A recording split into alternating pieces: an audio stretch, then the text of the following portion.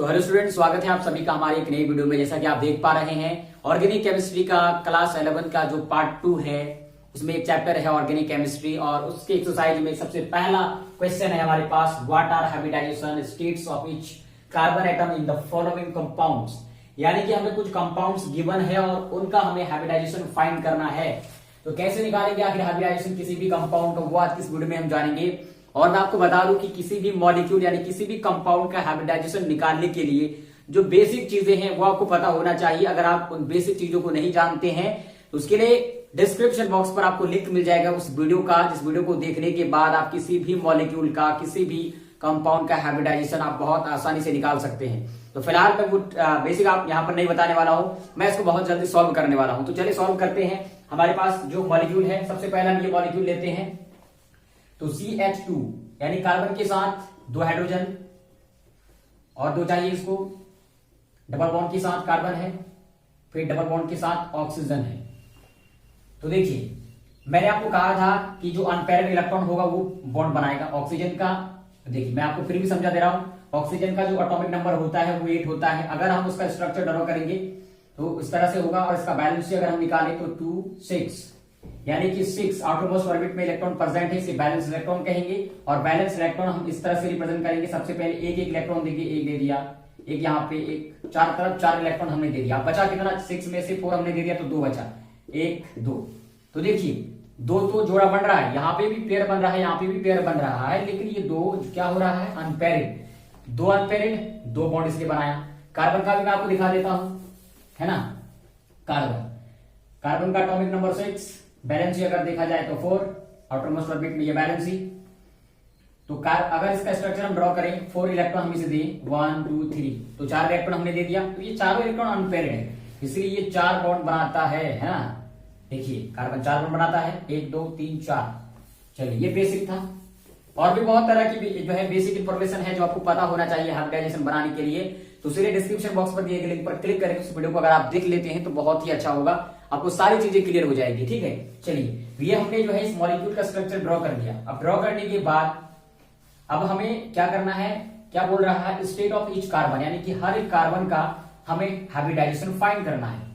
तो हम जानते हैं कि जब अगर सिंगल बॉन्ड रहेगा तो सिग्मा बॉन्ड बनाएगा, यहाँ पे डबल बॉन्ड रहेगा तो एक पाई बॉन्ड और एक सिग्मा बॉन्ड। और हमें जब हाइब्रिडाइजेशन हम निकालते हैं तो हम सिग्मा बॉन्ड ही गिनते हैं सिर्फ। तो अगर हम इसको कलेक्शन करें 1 2 3, तो S जो है 3, अगर सिग्मा बॉन्ड हो तो उसे हम कैसे, कौन सा हाइब्रिडाइजेशन होगा?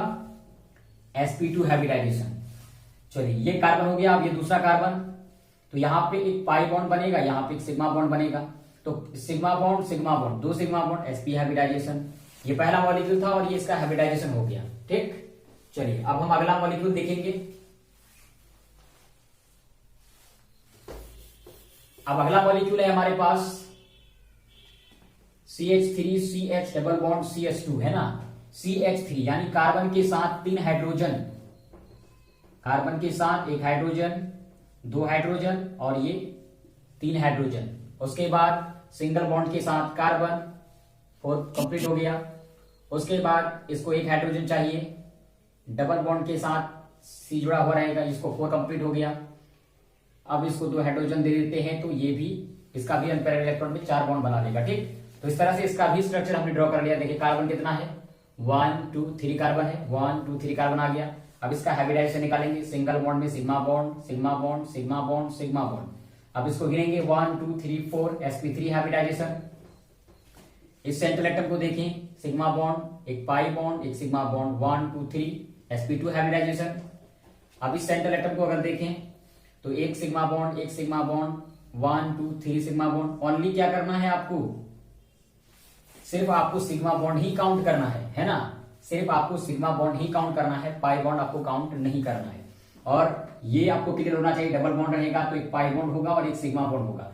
और ये जरूरी नहीं है कि पाई बॉन्ड हम ऊपर ही दें, नीचे भी दे सकते हैं, सिग्मा बॉन्ड हम ऊपर भी दे सकते हैं। और अगर ट्रिपल बॉन्ड रहे तो 2 पाई बॉन्ड बनेगा और एक सिग्मा बॉन्ड बनेगा। सिंगल बॉन्ड रहेगा सिर्फ सिग्मा बॉन्ड बनेगा। चलिए ये भी आपको पता होना चाहिए। चलिए तो ये कंपाउंड है, इसका हाइब्रिडाइजेशन हमने इस तरह से निकाला। तो देखिए 3 कार्बन था, 3 कार्बन का हमने हाइब्रिडाइजेशन इस तरह से निकाला। अब अगला मॉलिक्यूल देखेंगे, अगला कंपाउंड हमारे पास क्या है? अगला कंपाउंड है हमारे पास CH3 है ना, CH3CO। तो CH3CO है हमारे पास, यानी कि कार्बन के साथ 3 हाइड्रोजन है, 3 हाइड्रोजन हमने दे दिया। और CH3 के साथ यहाँ पे 2 होगा, है ना, 2 था शायद, छूट गया होगा। उसके बाद तो देखिए यहाँ पर 3 हाइड्रोजन हमने दे दिया, तो इसको और एक चाहिए, कार्बन के साथ ये जुड़ जाएगा। उसके बाद यहाँ पे और एक कार्बन जो है डबल बॉन्ड के साथ ऑक्सीजन रहेगा, और इधर जो है कार्बन रहेगा। चलिए, एक हाइड्रोजन, एक हाइड्रोजन और एक हाइड्रोजन। तो इस तरह से 3 हाइड्रोजन इसका भी हो गया, 3 हाइड्रोजन इसका भी हो गया, 6 हाइड्रोजन है वहां पे, है ना। ब्रैकेट के अंदर 2 है, यानी कि 2 बार। तो देखिए CH3 यहाँ पे भी आ गया, और CO2 यहाँ पे आ गया। तो इसको भी 4 मिल गया, और इसका भी जो है अनपेयर्ड इलेक्ट्रॉन में 2 होता है, तो 2 बॉन्ड बन गया। यानी कि ये बनना ही चाहिए, है ना, जितना भी अनपेयर्ड इलेक्ट्रॉन रहेगा उतना बॉन्ड ये बनाएगा। तो चलिए अब इसका हम हाइब्रिडाइजेशन निकालते हैं। तो एक सिग्मा बॉन्ड, एक सिग्मा बॉन्ड, एक सिग्मा बॉन्ड, और यहाँ पे एक सिग्मा बॉन्ड। तो 1 2 3 4, यानी कि sp3 हाइब्रिडाइजेशन। अब इस सेंट्रल एटम का हाइब्रिडाइजेशन देखें, तो एक पाई बॉन्ड, एक सिग्मा बॉन्ड, एक सिग्मा बॉन्ड, यानी कि 1 2 3 sp2 हाइब्रिडाइजेशन। ये सेंट्रल एटम है, इसका हाइब्रिडाइजेशन 1 2 3 और 4, यानी कि sp3 हाइब्रिडाइजेशन। तो ये जो है इस कंपाउंड का हाइब्रिडाइजेशन कुछ इस तरह से हो गया। चलिए अब अगला कंपाउंड देखते हैं। अब अगला कंपाउंड है हमारे पास, अगला कंपाउंड है हमारे पास CH2 डबल बॉन्ड CHCN, यानी कार्बन के साथ डबल हाइड्रोजन, डबल हाइड्रोजन हो गया। डबल बॉन्ड के साथ कार्बन है, इसको एक हाइड्रोजन। सिंगल बॉन्ड के साथ कार्बन, ट्रिपल बॉन्ड के साथ नाइट्रोजन।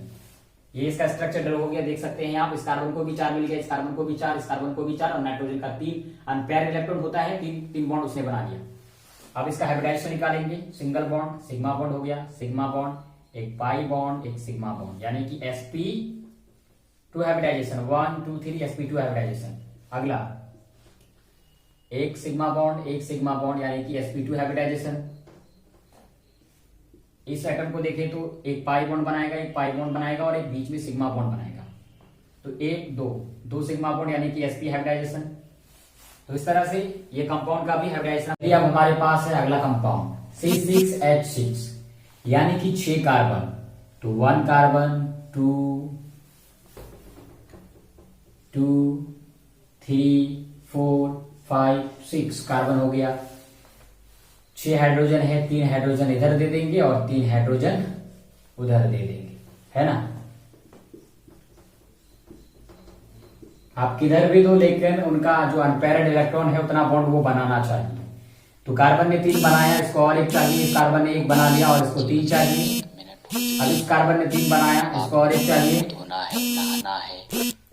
देखिए इसने 3 बनाया, इसको 1 चाहिए। अब इसको और 3 चाहिए।